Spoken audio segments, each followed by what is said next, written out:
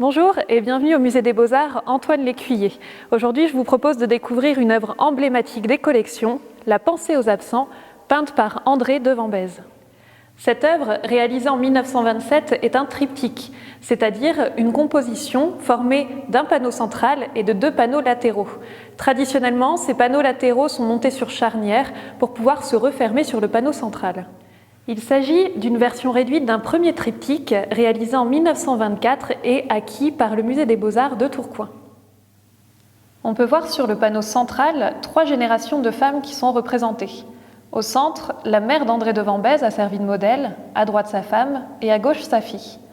Ces 3 femmes sont assises sur un banc, posé contre le mur d'une chapelle funéraire où l'on aperçoit en hauteur une couronne mortuaire.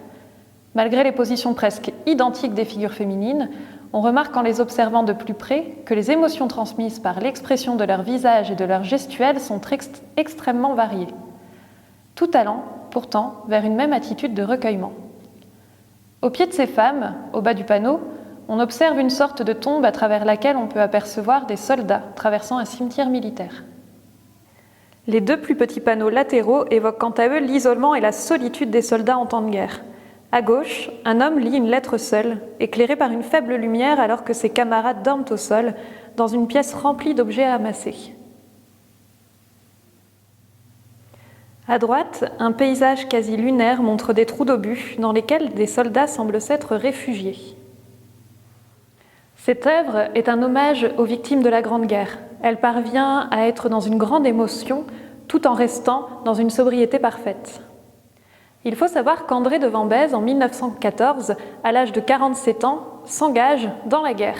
Il est affecté comme peintre de camouflage.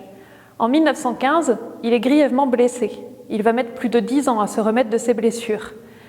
Ces blessures vont avoir un impact sur son art. Il ne va plus que réaliser de toutes petites œuvres. Dès qu'il peut, il se remet aux grandes dimensions, et la première œuvre de grande dimension qu'il réalise est La Pensée aux absents. Certainement très attaché à l'œuvre originale, André de Vambèze réalise cette deuxième version, à la base vouée à rester dans sa collection privée. Il semble qu'elle n'ait jamais été exposée au public. Cependant, en 1936, il la vend au Musée des Beaux-Arts Antoine Lécuyer. Voilà, j'espère que cette présentation vous aura plu. Je vous dis à bientôt pour une nouvelle visite découverte.